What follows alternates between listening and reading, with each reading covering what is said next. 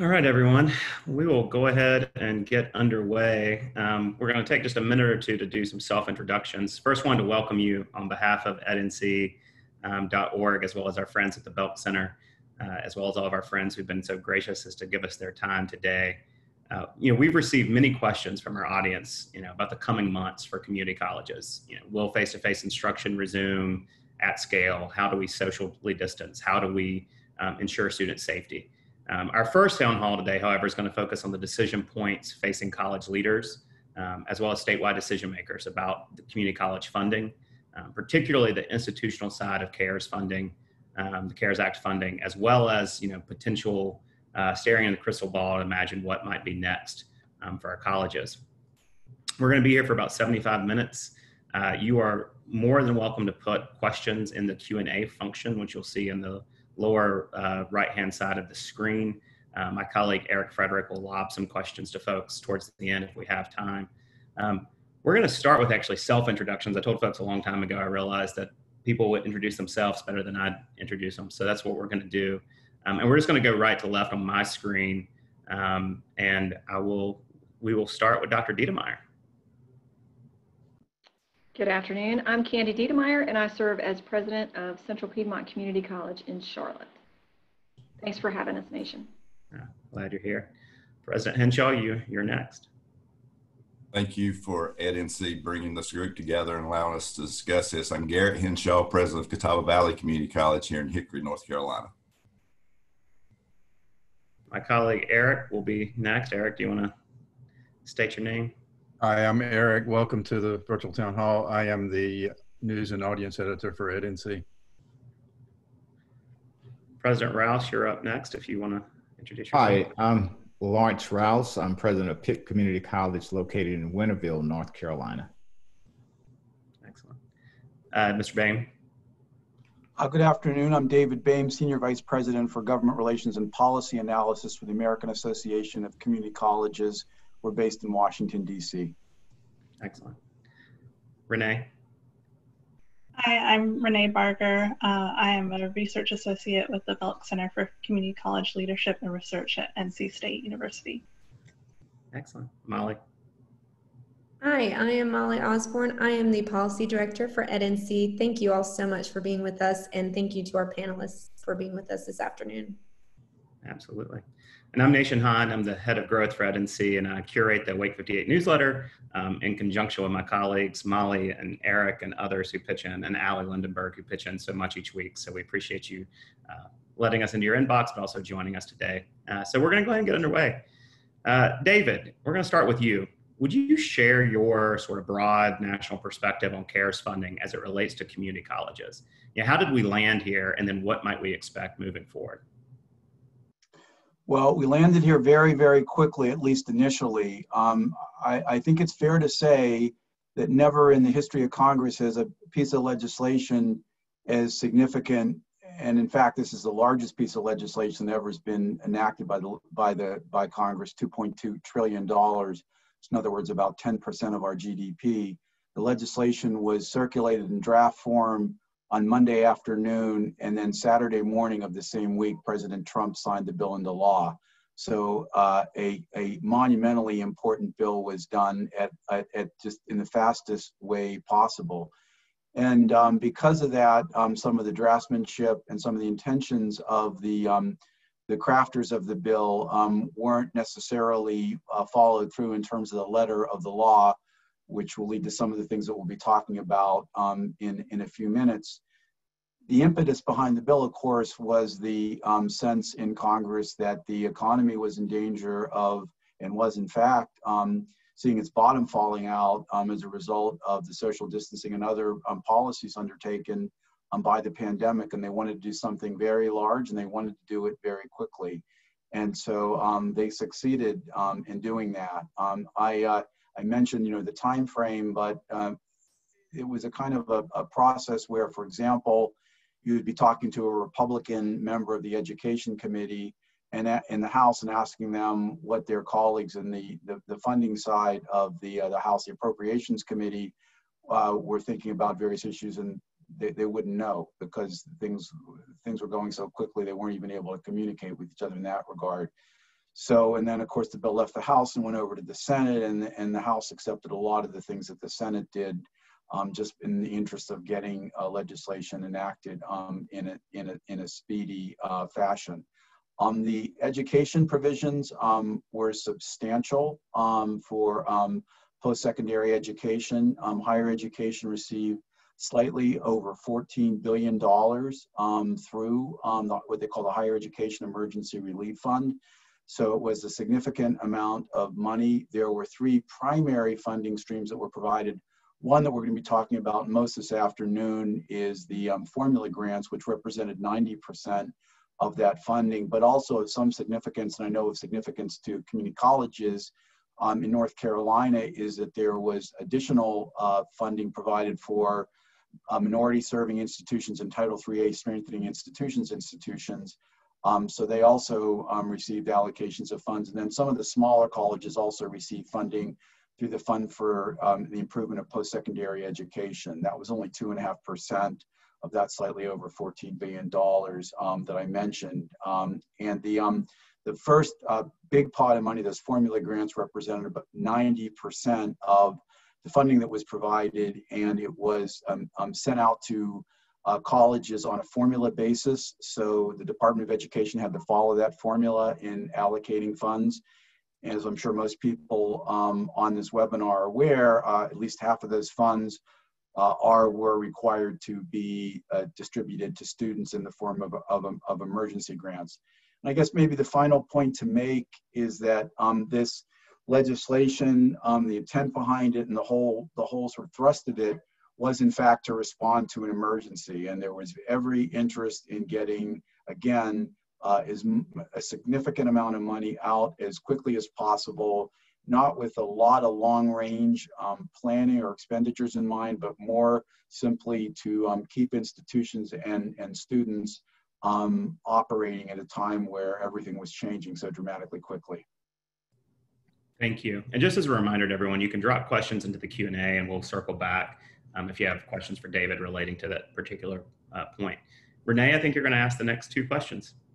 Yes, so a couple of questions for our president panelist.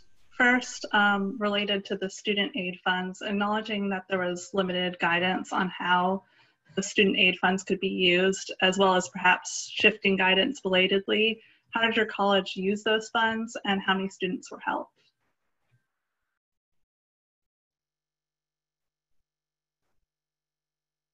Okay, this is Rouse. I'll go first. We received at Pitt Community College $2.7 million in Parts 1 of the CARES Act. And out of that, we served 2,050 students.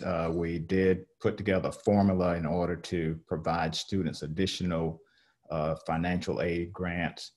And each student got approximately $1,311. So we spent about 98% of our allocation very quickly for those students to get it into their hands. We also surveyed those students to find out, what were their top priority, what were their needs. 68% said food was their need, 47% said technology, 44% said housing, 16% said childcare, and 6% said healthcare. And of course, that doesn't add up to 100% because several students had several different needs. But that's how we utilize the funds. We wanted to make sure for CARES Act Part 1, we wanted to get it into the hands of students, and we did it very quickly and I believe very efficiently.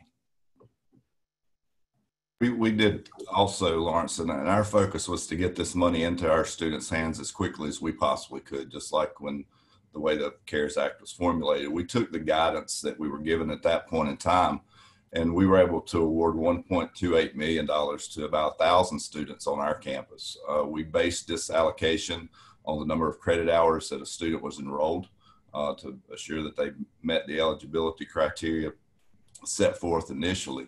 But our ultimate goal was to move this money as fast as we possibly could because we knew that our students and our community needed these resources in this time of crisis.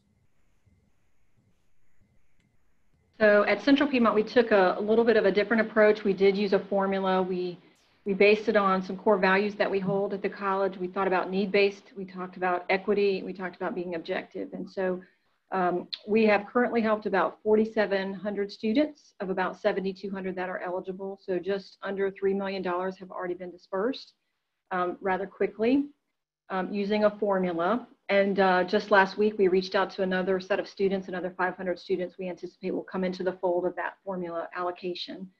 The next part of our $5.3 million just in the student emergency grant, we'll use an application and we'll look at students' current needs based on some of the challenges and hurdles that they're experiencing in order to get those resources immediately into their hands.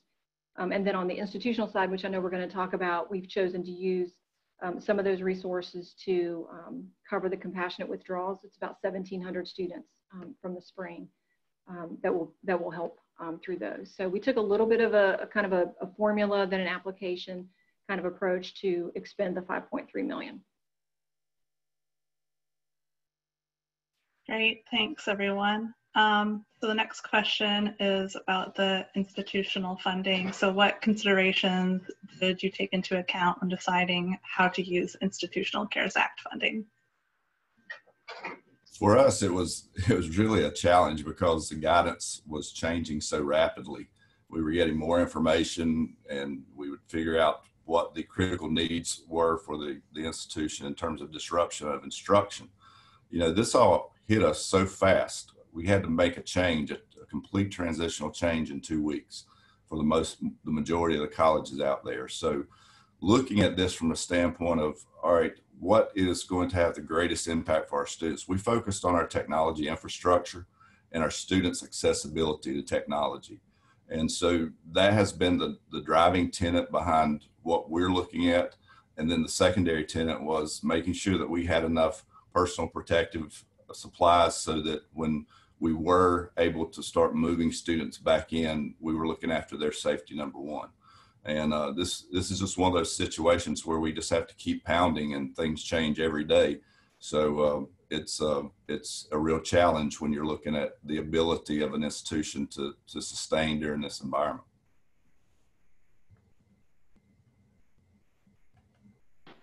So I'll pick up from there. You know, the changing guidance hasn't helped. First of all, we've used a command team kind of at Central Piedmont. We have a cross-collaborative team that's looking at this not only from a student services, but an instructional technology. And when the ever-changing guidance has happened, it's certainly not been helpful to institutions, because at one point you want a plan that says, okay, it looks like we have a wide berth, so let's take advantage of that. And what are we willing to strategically risk as an institution to help more students to get us well prepared? And then last week, of course, changing guidance is, we've had to kind of reformulate that. So all along, much like Dr. Hinshaw mentioned, we've been working on getting our campuses ready with PPE and making sure that our environments are going to be safe, investing in the procurement of technology so that students will be ready and faculty and staff to deliver high quality pedagogy and instruction for our students. But also one of the things that I would just encourage, first of all colleges to apply for the funding that's on the table. I've heard some colleagues, or they've called me and said, you know, I haven't applied for this stream of funding yet.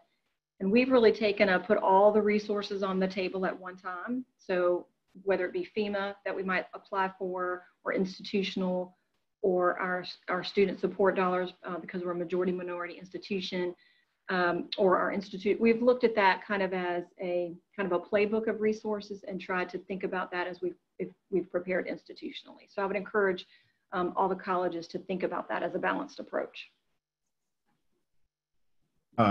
Just like my colleagues, our first priorities were the students and making sure that they could have access to the education that they enrolled in our institutions for. But we also followed by looking at our college infrastructure needs to better serve those students, as well as our faculty and staff. Also looking at what are going to be our needs going forward, the PPEs, equipment related to transitioning back to campus at some point, making sure that we purchased the laptops. We did have a number of laptops that we lent out immediately after we went to remote learning. So we are finding that we definitely need to build up those again. Hotspots, other information technology equipment, software, things of that nature that we can make sure that our students are able to continue to access the education that we provide.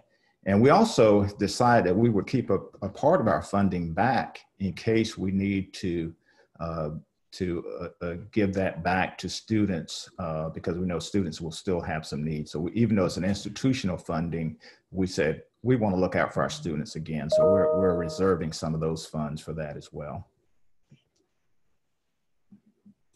Thank you all. Our next question is for David. So David, what opportunities do you see for innovation within the CARES Act funding on the institutional side? Do you have any examples to share from what you're seeing across the country?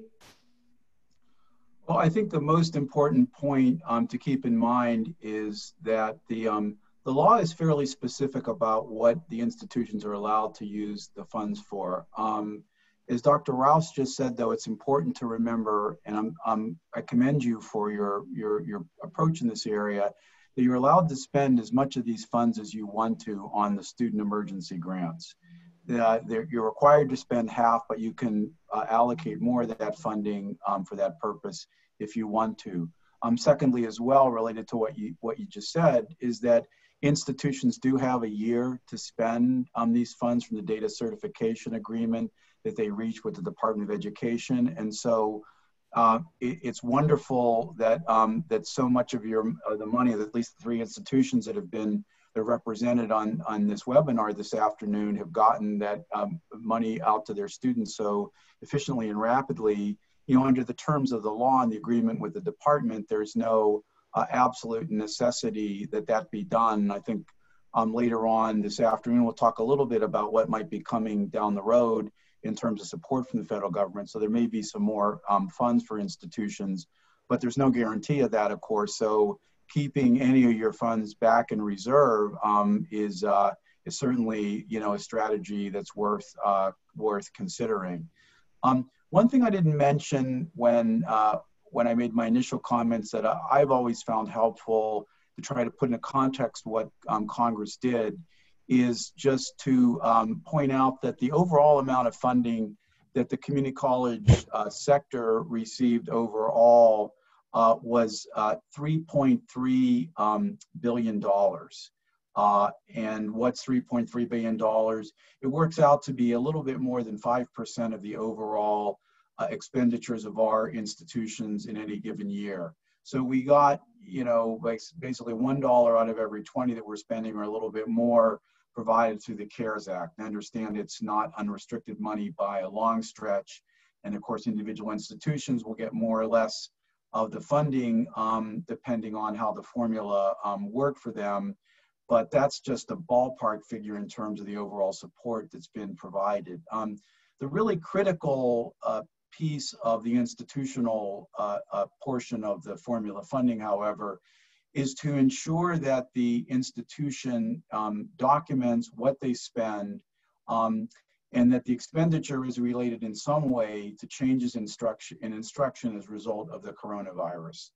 And on one level, that's a pretty narrow definition, and from our perspective, much narrower than it needed to be, because at the end of the day, a dollar is a dollar. Congress was very interested in helping institutions out of the predicament that they were thrown as a result of the enormous transition done so quickly.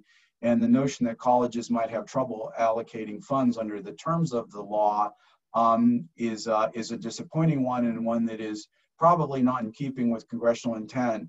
Nevertheless, it's a situation that many colleges have found themselves in. But in advising and just providing guidance to institutions, you know, what we have told colleges is that there are many, many things that can fall under the rubric of changes or additional costs that were necessitated as a result of changes in instruction due to the coronavirus. So it could include the kind of technology expenditures that were mentioned.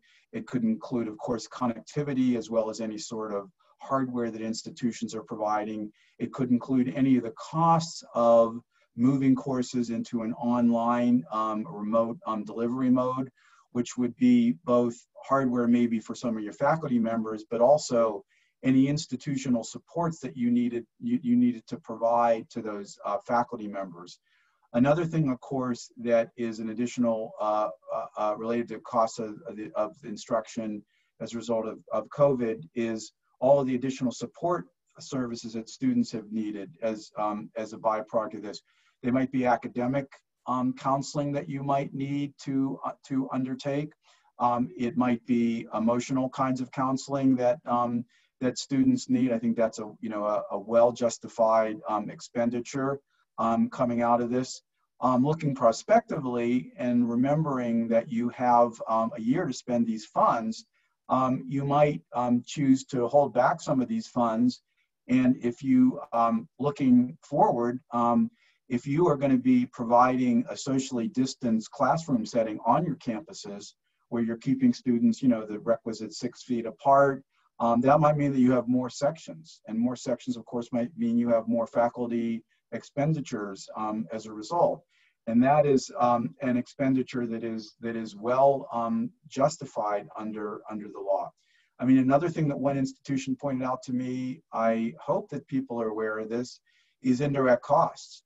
That, depending on your indirect cost rate, you can get as much as, I believe it's 26%, but is a minimum in most cases of 10% of the institutional expenditures that you made, you can claim on indirect cost recovery as part of this. So that's another way of getting expenses covered. We don't know what the audits down the road of these expenditures are going to look like.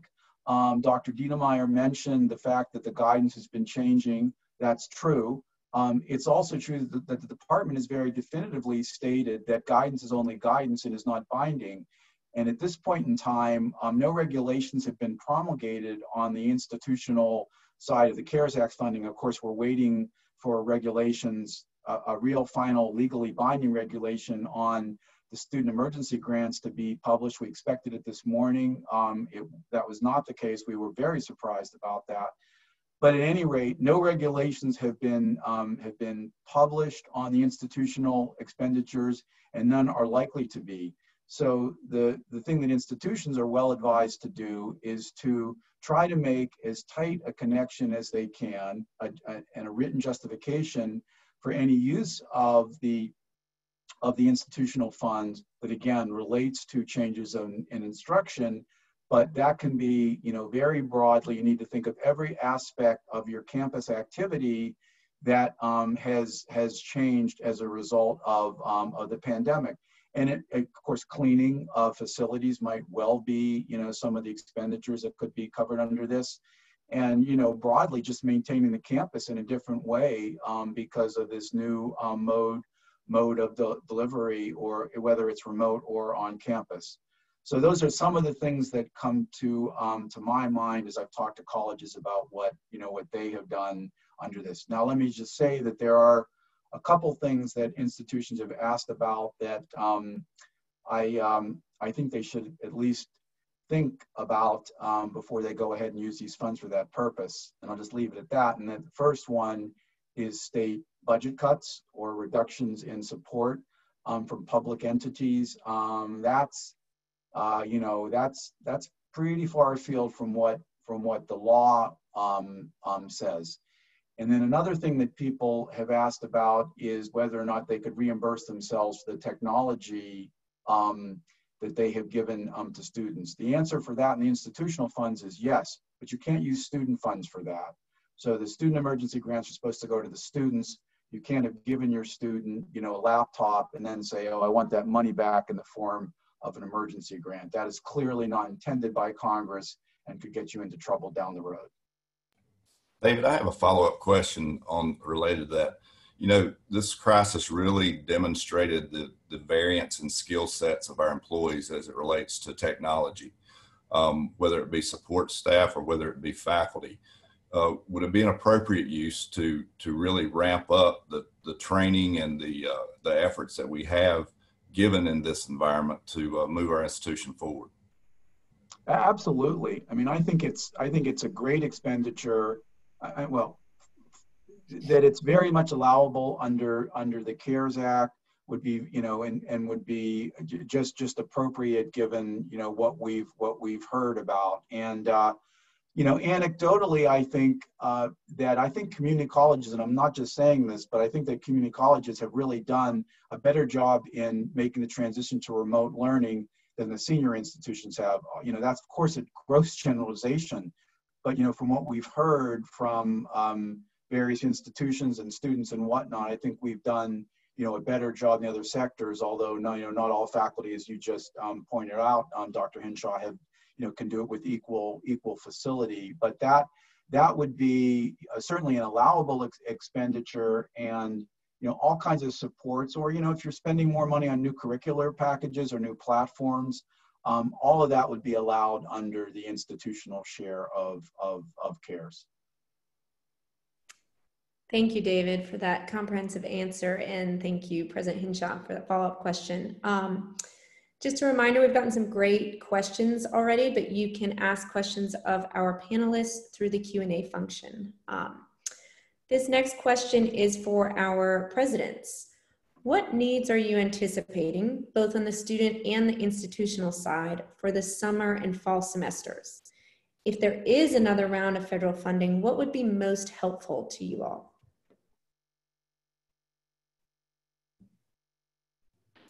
Well, I'll take the what if there's more federal funding. So I think Congress is to be commended that we moved quickly, because there was a crisis, one that we've never seen in our country, and to try to avail billions of dollars in order to help our students. I would hope that as we, there's always lessons learned.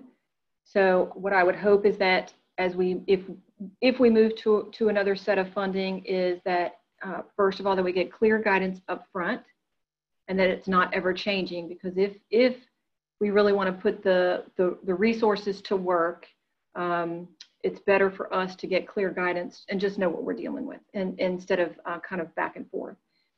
The other I would say is, I would hope that one of the lessons learned perhaps for community colleges is that, once again, perhaps the way the formula was done, and David, you can correct me if I'm wrong, didn't really work out to the benefit of community colleges who serve some of the most fragile students in our country, based on a formula about full-time equivalency, when the majority of our students, and if you have to remember the context of the environment we were in when this crisis happened. So full employment, many people working, our students are always working 1, 2, 3 jobs. And so we all know that at community colleges, when the economy's good, everybody's working, and so enrollments are part-time. And yet we do this multi-billion-dollar formula based on full-time equivalency. And so here we're getting ready to go into the fall, when we know potentially we're going to have a droves of students come back, because the economy will not be what it was. And so I would hope that as we think about another package, that we are thoughtful about it, we are clear in the guidance, and we look at what we really intend to help some of the most vulnerable students at the most important colleges in the country, to train individuals to go back into a global workforce.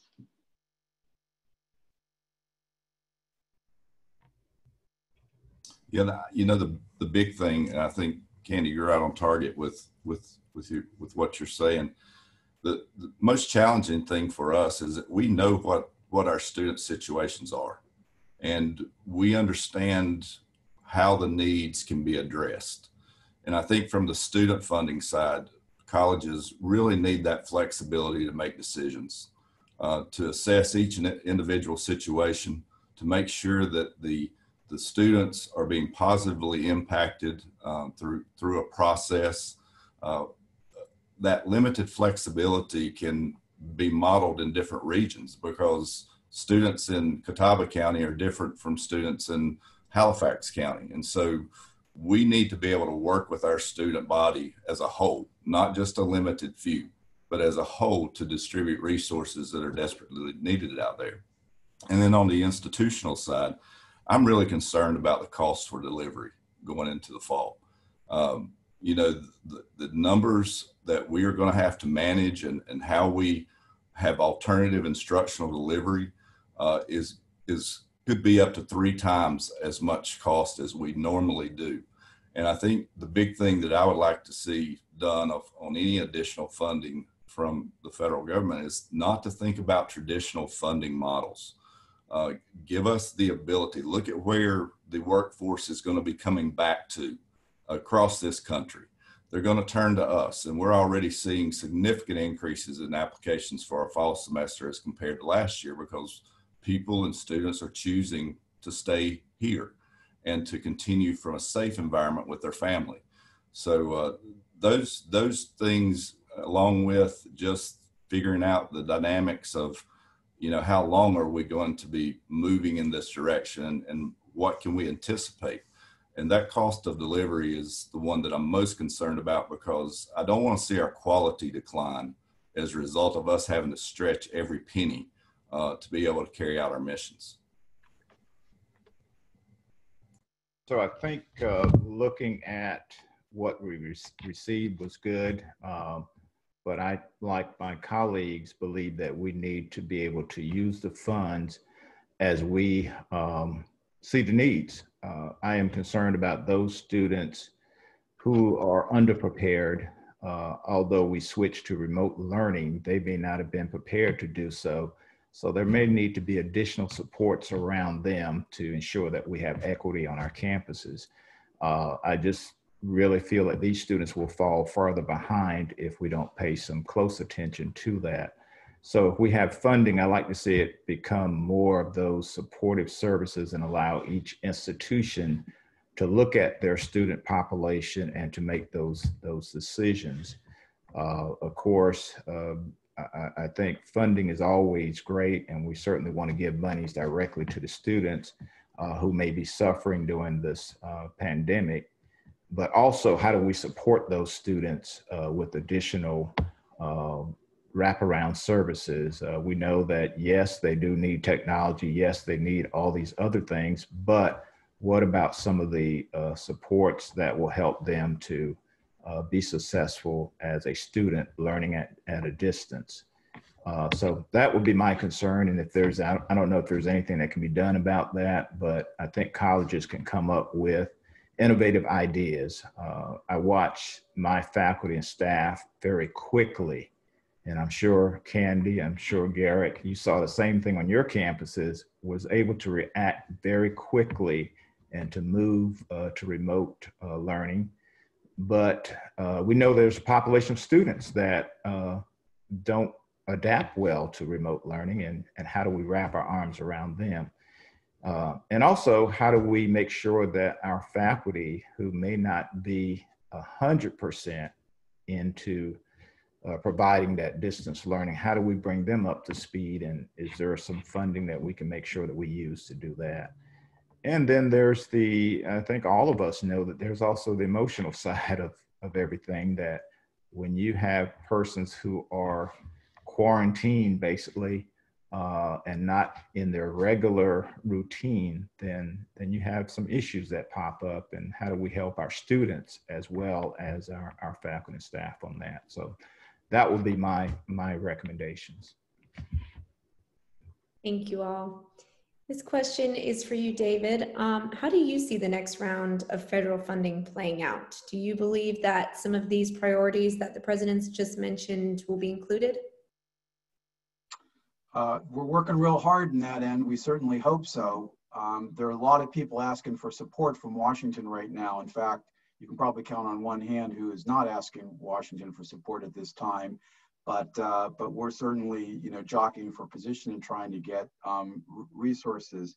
Maybe before I talk about that, I'd just like to maybe comment on some of the things that the presidents have just mentioned. One of the things that we're learning in our advocacy for further support is that there's a lot more interest in providing funding on the basis of the additional costs that colleges are incurring to reopen their campuses and serve students than the all too frequent whining, if you will, mindset that we get into when we talk about state budget cuts and losses of revenues.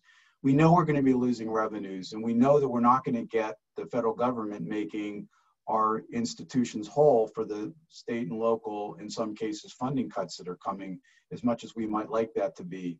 And we have found out in our advocacy that again, outlining a couple of things and other things that were just mentioned a moment ago about the cost of delivery in, as I was saying, in terms of using care funds, the cost of delivery in this mode, the student support that's are needed, the emotional supports that students are going to need from institutions as well, are things that are much more persuasive to Congress than for institutions to just come and say, you know, our budget's being cut, please give us our money that the states aren't giving us, because everybody is in that position, more or less in different ways.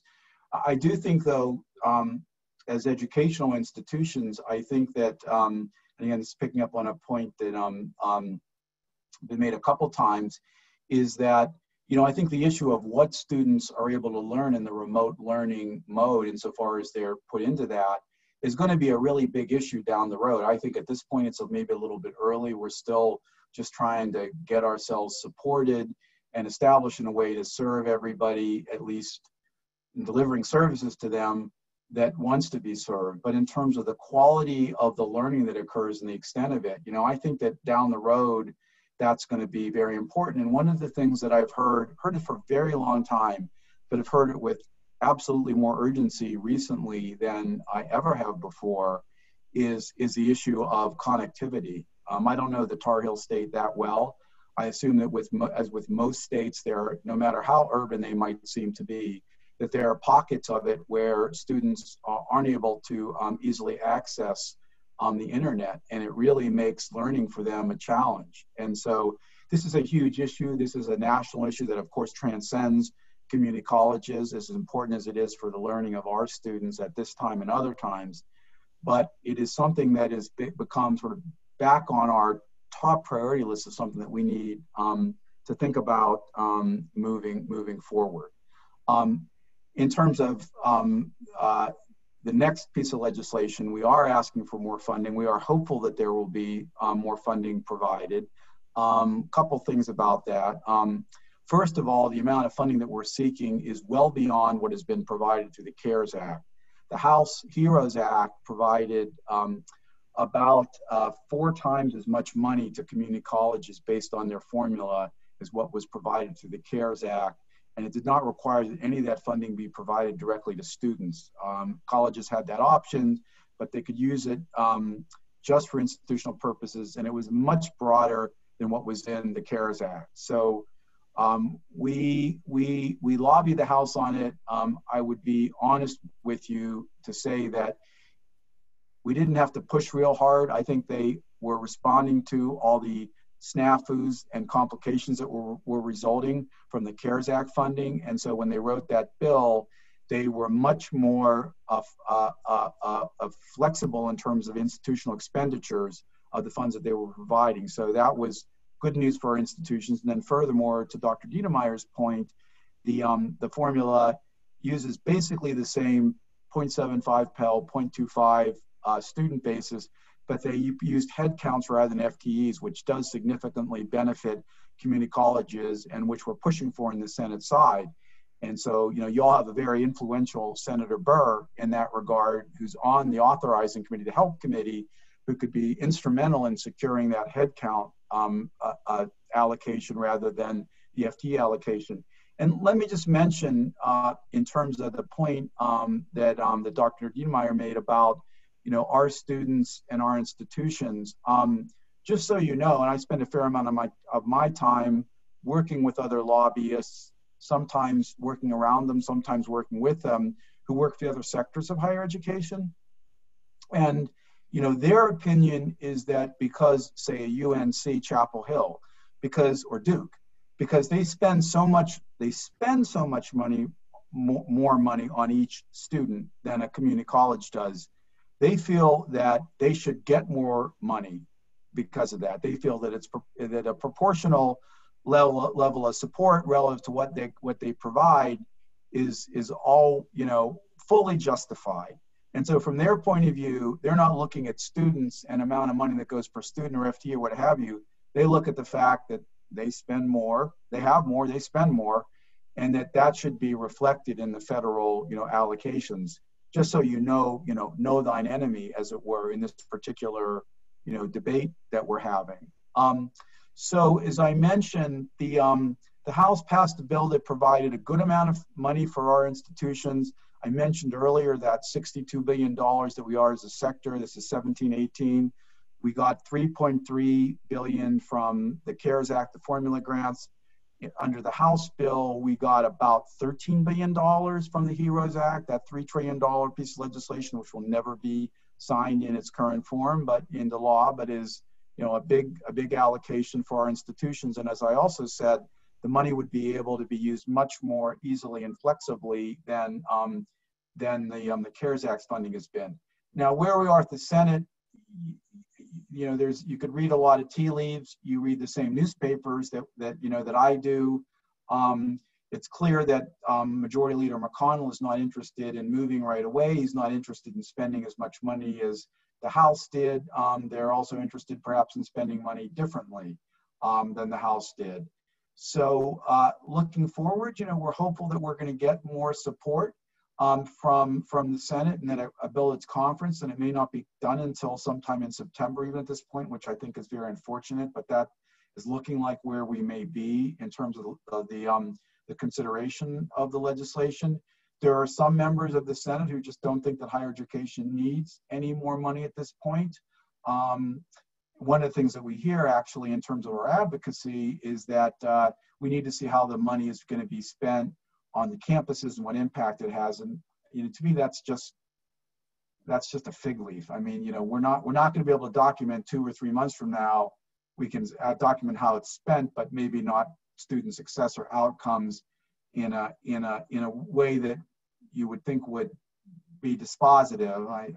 We'll be able to say, we'll be able to report how the money was spent, but the full impact of it won't be clear. It's difficult to prove those, sometimes the behavioral changes from the money anyway. But at any rate, we're advocating for more money.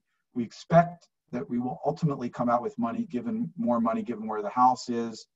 It's not clear what the Senate will do and how much they'll provide. As I mentioned just a moment ago, the Senate which is where our advocacy has been concentrated, much more interested in providing money on the basis of helping our colleges open again and serve students in all the ways that we've talked about, rather than saying, oh, we got cut and we need Congress to come in and make up the difference, because across our economy, I mean, everybody knows that we're just, so many people are hurting so badly, businesses, individuals, whatnot.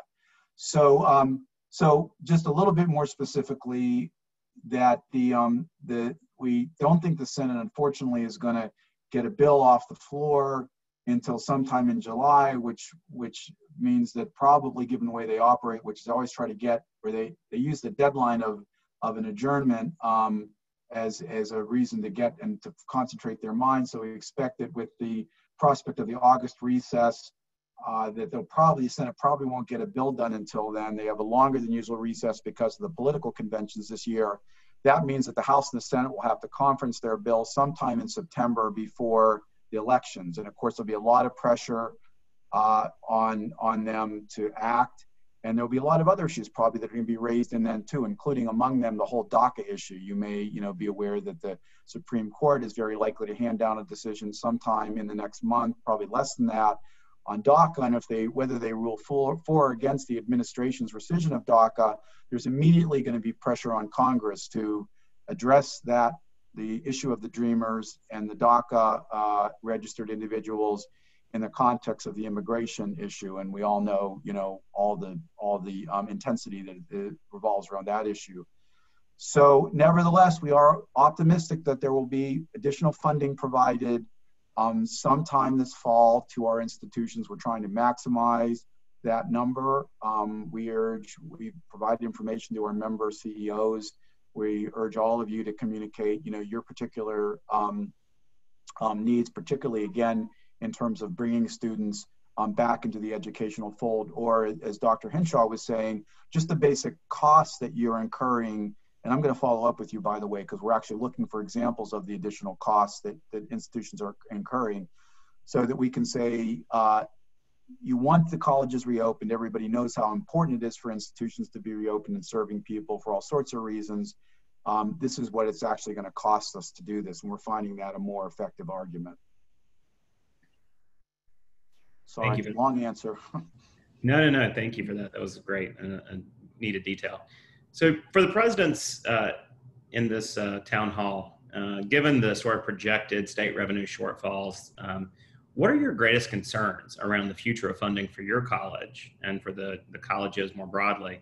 And do you think it's a legitimate fear that, as some of you have raised, that managed flex, and you might want to explain managed flex for those who are new to the term, that managed flex or some variation could rear its head again? Nation, I'm really concerned about the future of the funding for all of our colleges because we operate on such slim margins as it is.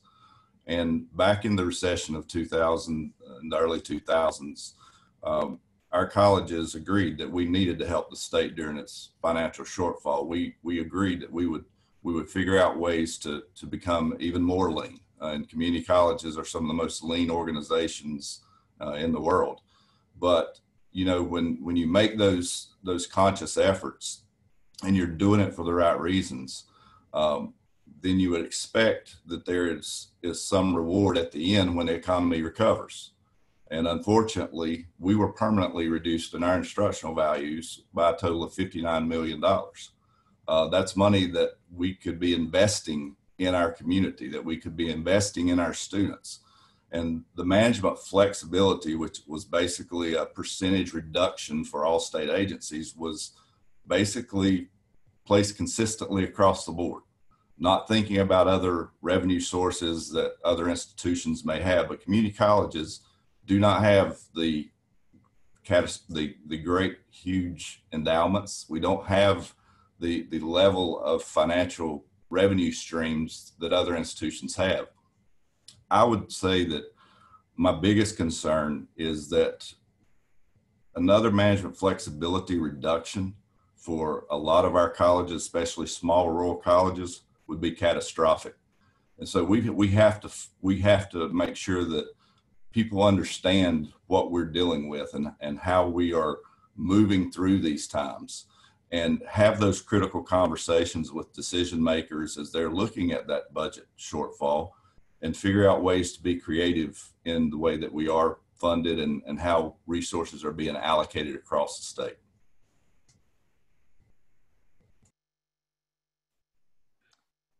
I think Garrett is exactly right that those are the concerns of the presidents across our system.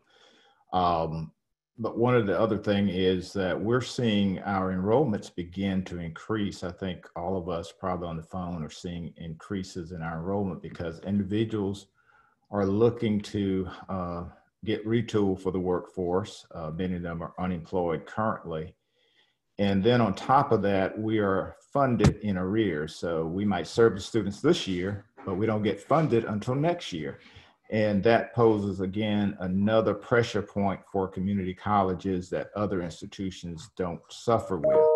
And I know there's another question about the funding formula, but I just think looking forward, you know, the job that we've been asked to do, and I think when you talk about recovery, community colleges are the one institution that can certainly get folks back to work immediately. And so we certainly need to have the funding that's necessary to do that. Nation, I want to really give us time to move to the next question. And also I know we've got about 15 questions hanging out there. So I don't know that I would add much except to say, you know, Garrett's point of the $59 million that was kind of our best faith effort to ensure that we would help with the cut in those early 2000s. We carried that for, what was it, 10, 11 years? Is that correct? And we're never going to receive those dollars, except we continue to, and Garrett used the phrase, we kept pounding, you know, and we have to keep pounding going forward because our state is really counting on us, but more important, our communities are counting on us. So we don't have that $59 million repayment of an investment. And to take another cut or reversion or management flex or whatever we want to call it, a reduction to our local budgets is going to impact significantly every single one of our colleges. There's not a one size fits all. So when you do a management flex across the board, Each one of our institutions will absorb that very differently. And yet programs will be impacted, people will be impacted, but more importantly, the good of our community will be impacted. And knowing that we never got the good faith 59 million back, we've not recovered from that. And so to then take on more, knowing what really there's an unknown about coming out of this economy, right? We kind of knew coming out of the other one, it was a retraining, a retooling, a different workforce. That's not necessarily what we're getting ready to go into. And there's so many uncertainties about what that will look like. So to not be able to have the resources to try to be innovative and flexible enough to meet that unknown demand is really, it's another crisis waiting to happen in all of our communities. Thank you for that. And, one follow-up question, and then we're going to get into the community questions. Building off of your answers just now, given the unique moment in time facing the state, do you see a need, but more importantly, an opportunity to revisit the funding formula? And I think to the degree that you see that need, if you have ideas on how that you want to offer, we're certainly all ears for those too. Nation, I think that is the critical conversation, more critical now than ever in the history of the community college system here in North Carolina. We have received 7% to 9% of the total educational dollar allocation every single year since our birth. And when you look at the impact that we're having on our local communities and on our workforce, the return on the investment of that has been tremendous. Imagine if we only received 10 to 11% instead of just the 7 to 9, the difference that we can make in our communities. And this idea that we have to continue to accept status quo, we have all changed. We have all changed in this moment. And I believe there is an appetite from the decision makers, and I've spoken directly to the governor about this issue, and I've talked to the House and the Senate leaders. It is now that these critical conversations must start about the investment that North Carolina makes in education. And I agree with David 100%. It's not about us sitting back and whining. It's about us sitting back and providing solutions, opportunities, and ideas to those decision makers to say, this is a time to rethink things. It may not be that we need to invest a significant amount of more money into education, but the models that it's distributed by do not have the return on investment impact than if they were shifted. And I think everybody's going to have to come to that realization and start being proactive and advocate on behalf of our students, because those are the individuals that we're here for. We're here for our partners, our employers in our communities. And there will never be a time that's more critical than what we're facing right now, the unknowns that we're facing right now in coming out of this pandemic crisis.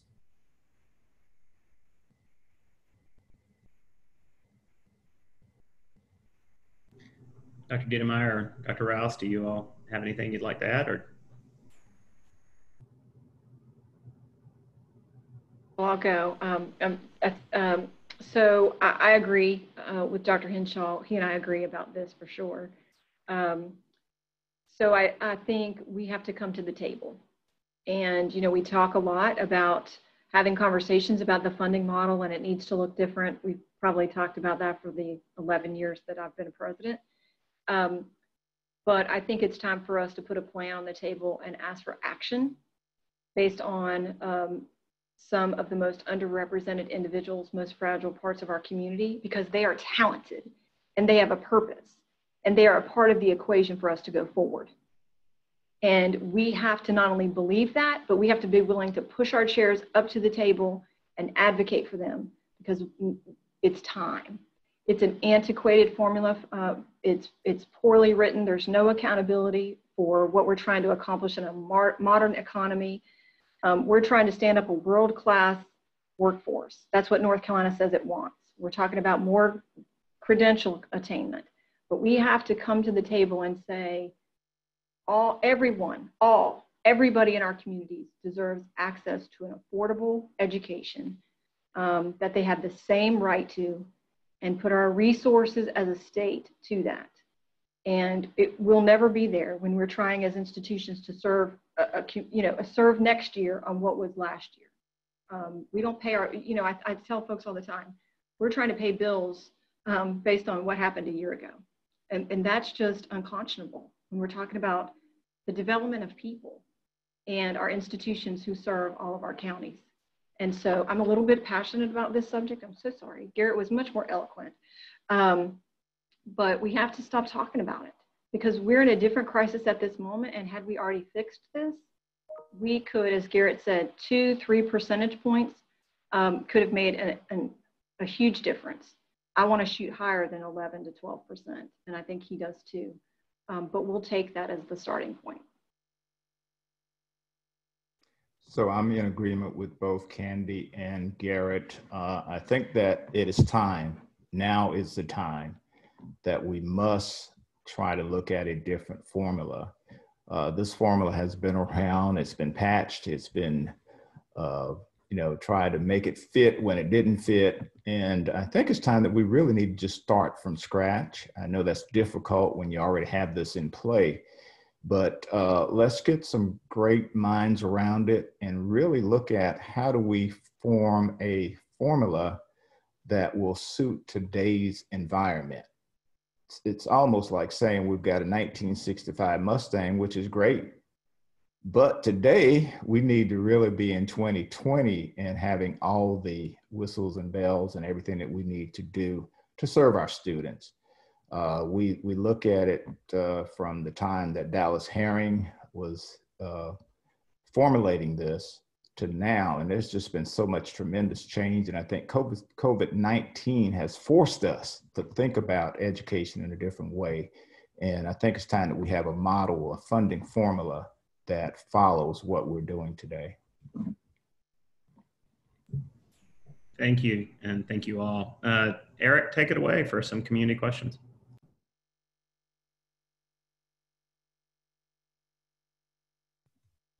Sorry about that.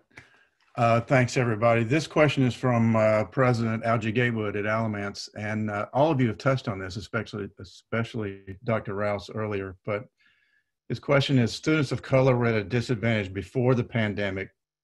COVID-19 has exacerbated the lack of academic success of students of color. In terms of future CARES Act funding, what are your thoughts on using a significant amount of these funds to help these students, particularly as we are confronted with the Black Lives Matter movement while also responding to COVID-19?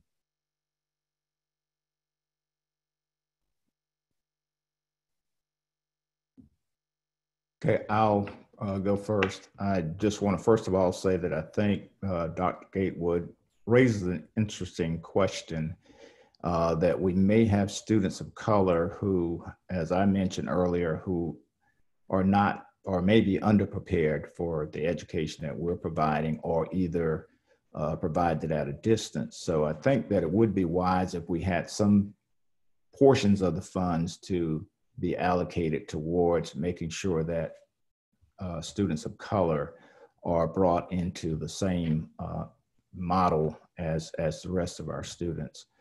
And I think it's important for us to know that probably even looking at Black Lives Matter and looking at social justice, part of that is an economic justice.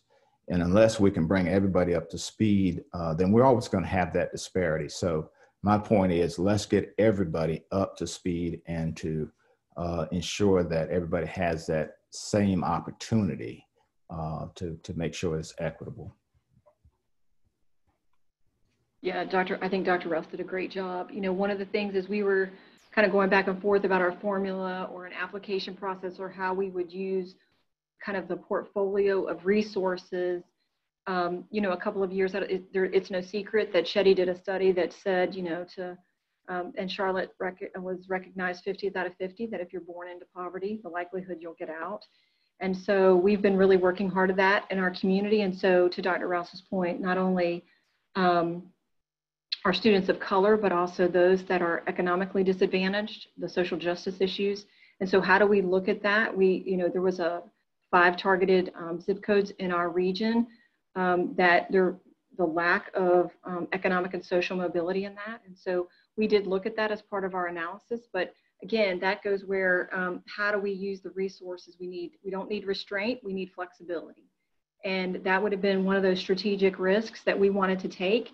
But given the guidance, especially on the student aid, it's, how do we serve all students and get it out to students the best we can? So I think those are absolutely some of the things that as we look at funding, and especially in the next round, if we're going to be serious in the work that we have to do in North Carolina, we have to address.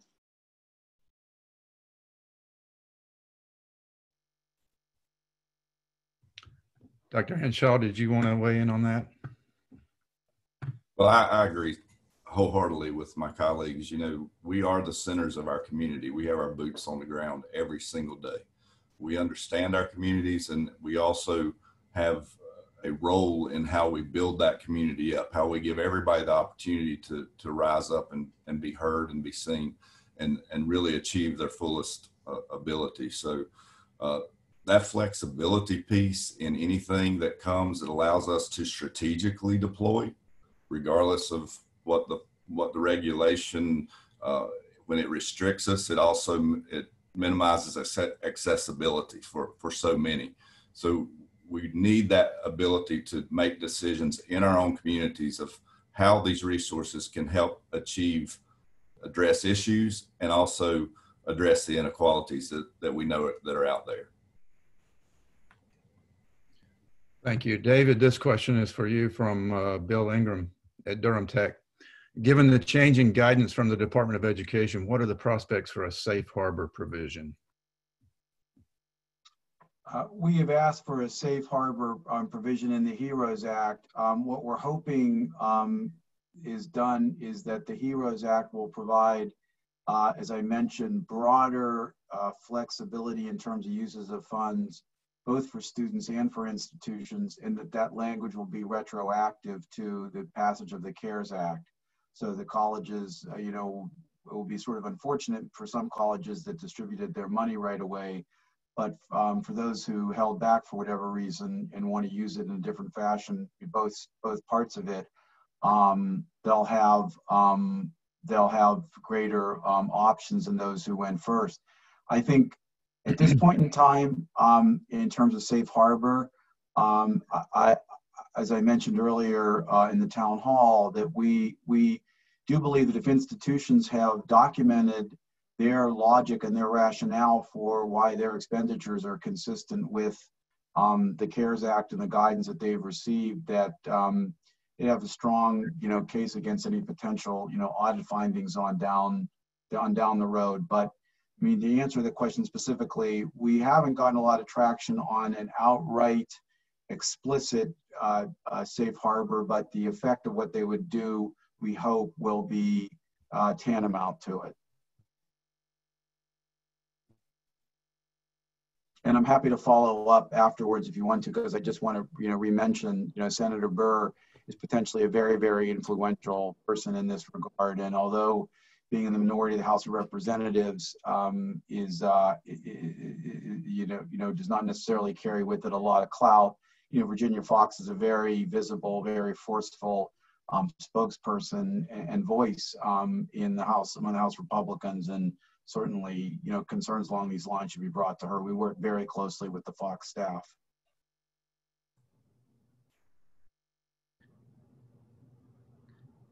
Thank you for that.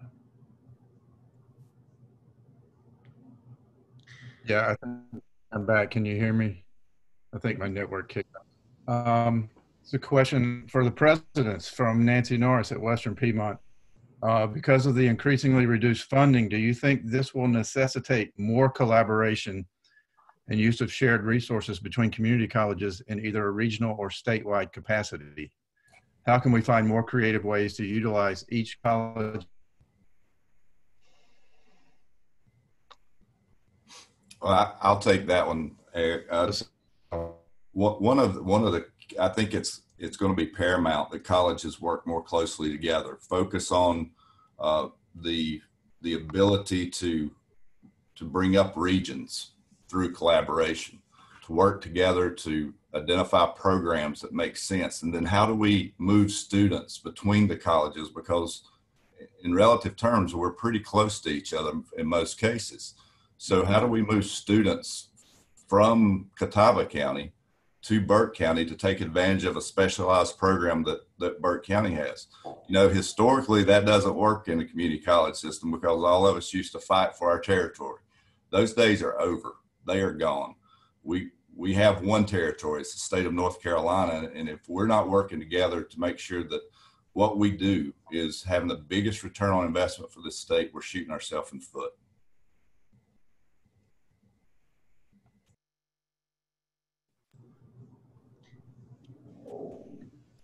Anyone else want to speak to that particular point? I think this falls along with when we talked about the funding model. The way the funding models are set up, each college gets, of course, FTEs for their number of students. So I think if we're going to move to a regional approach to it, we have to really look at how do we maybe share those FTEs or do something that would be more equitable among colleges in certain regions. But yeah, I think that's something we've got to move to is collaboration versus competition. So going forward, sorry. No worries. Dr. Deitemeyer, would you like to speak to that? Okay. We're going to ask probably two last questions. David, this question is for you. With the last guidance the college has received, this comes from Christine Kelly-Cleese. And she says, with the last guidance we received, we plan to shift some of the emergency grant funds to support students in non-credit programs that lead to industry credentials. The most recent guidance related to the Washington State case indicates that we cannot do so. Do you have a recommendation or a call at this moment in time related to that?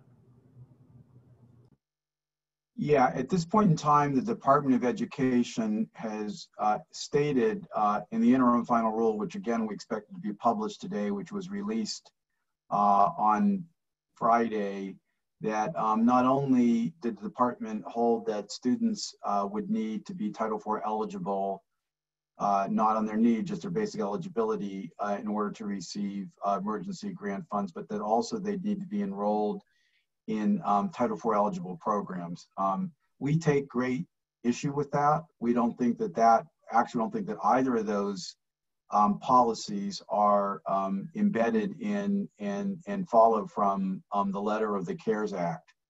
To be honest, until the interim final rule is published, however, the department has only given guidance in this area, and it's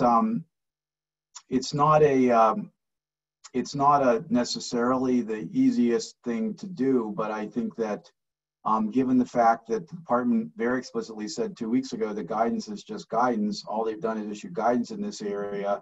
The law itself, which would be the only sort of ruling authority in this area at this moment, doesn't say you can't use this for non-credit students, students in non-credit programs. I would think that as of, June 15th, at 4:40, you're able to do that. I think, 2 days from now, whenever this rule becomes published, you'd be on, thinner ice in terms of doing that. But that's the way things have played out, I believe. And let me just add, we were tremendously disappointed that not only did the department make the ruling they did on the Title IV student side of things, but the eligible program requirement that they put in this circulated but not published, formally published interim final rule was just completely unnecessary. And if it's not a particularly long rule, if you go in there and read the regulation, they said some very negative things about institutions and their predisposition to exploiting students and misusing these funds. And that therefore they needed to be subject to the eligible program limitations of the Higher Education Act. It's just completely bogus and not true in the case of our institutions. And it seems for an administration that has been quite lenient towards and very, very much pro for-profit colleges, them be coming down at this point and saying we're concerned about the potential abuse. And they even said that colleges are going to be in financial straits, and so they'd have an incentive to, use these funds in a way that secured their bottom line. It really, you probably can tell. I mean, it really seemed inappropriate and really disappointed us. But if you're going to do that, I'd say do it very quickly. Thank you, David. Final question will go to our presidents, and we just want to thank everyone for being here. We're going to keep track of the questions you pose, and we're going to try to answer them in future pieces of content on EdNC, as well as in Awake58. So what are your plans for the fall, to the degree that you have a plan at this moment in time? You know, when do you think you're going to be making the final call on what the fall might look like? And I guess, you know, one other question to combine in with this one, how are you all thinking about recruiting students for whom maybe a four-year university doesn't feel right during the pandemic? So we'll just close with that question and aim it to each of the presidents. Well, the answer to that, Nation, will be ask us tomorrow, because things are changing so rapidly each day as we're thinking about this. But we have three distinct models that we are planning to deploy this fall, depending on the situation, whether we have the ability for more people to be back on campus or whether we have very limited ability. Each of those models is being costed out in terms of what are going to be the implications financially for our institution. The bottom line is we're going to do what's in the best interest of our community and our students. And that means we're still going to maintain a high focus on quality. We're going to create environments with strict protocols that focuses on the health and safety of our community. And we're going to figure it out. That's what we do. That's what we're great at. And so, you know, as we roll through this, it's one of those things that has evolved from day one, and will continue to evolve with different things that happen in each of our local communities moving forward. So Nation, we have put together what we call a ongoing operation task force. And the task for them to do is to advise myself as well as my vice president as to the current conditions and how they look when it comes to bringing students back on campus. We call it repopulating. And at this point, it may be a little early to tell, but we're looking at what are the metrics in our county, what are the metrics in the state, how do we implement those safeguards, those PPEs, and how do we do social distancing? All of those we're looking at. And also, do we do a combination? Do we do the hybrid courses? Do we still keep some courses that will definitely be remote, as well as what are the courses we probably need to have face-to-face? So we're trying to make a measured approach, but again, we're going to keep on pounding as the fall semester comes along and try to ensure that we keep the safety of our students, number one, as well as our faculty and staff. But I think a lot of it has to go with the metrics that we're seeing within our local community before we open up. Well, Nation, it's a great question. And so I sit in Charlotte, Mecklenburg, as you know, and I think we have the highest COVID population in terms of those who have tested positive. So we're going to be mindful and thoughtful. We started bringing folks back tomorrow just to kind of test some protocols out over this kind of summer. So like Dr. Rouse mentioned, so we have a crisis management group. They've been meeting, and a return to campus committee. They've been meeting pretty much every week, et cetera, trying to figure it all out. But we took, one of the things I think we've learned in this COVID environment is that we don't need to take 6 months to make a decision and have 27 meetings. And so I've continued to call that out with our faculty and staff. You know, that tends to be our deliberative way in higher education. So we were able to move 1,550 sections online quickly. So, you know, in 6 days. So I imagine that we could probably, with some urgency, make some great decisions about how to move forward, not only for the fall. So we put together a Conquer Forward team, and we're thinking about the fall, much like Dr. Hinshaw mentioned. So we don't have both a hybrid and a blended model, some traditional, but with the opportunity to very quickly flex if we need to back online. The goal will be to try to finish the majority of some things up by the end of Thanksgiving, so that last 2 weeks going into the fall can be used to tie some loose ends if needed. We had already planned to be closed because of the RNC, and now that has changed, it's actually given us an opportunity to think about how do we use that way in a strategic way to kind of finish some things out if there's a second wave or if things continue to worsen in Charlotte. But we also took advantage of, we haven't finished finalizing the spring. And so we've looked at our student success data about how do students really learn well and what type of courses and the length of a course actually shows that they're do better before we plan spring. So we may not go back to a 16-week model holistically. We may do all 8s and 12s. I don't know what that'll look like. That team's supposed to report back in August. So it's not just planning for the fall. How do we think differently about the spring? And then, so they have a reporting interval back about that. And then we're actually thinking about next year. So what does next summer, fall, and spring look like for 21-22? And we'll probably look at the next academic year completely differently based on the things that we've learned. So it's really, we're thinking, all of us are thinking right here because it's weighing heavy on us about how do we get back.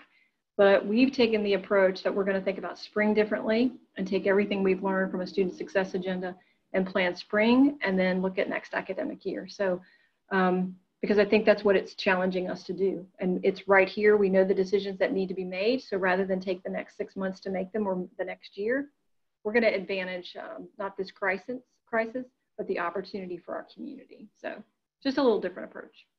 Absolutely. Thank you. And thank you, everyone. We really, really appreciate you taking so much time with us today, both the panelists and the attendees. And we had several hundred folks who joined, and we really appreciate both the insights and the questions.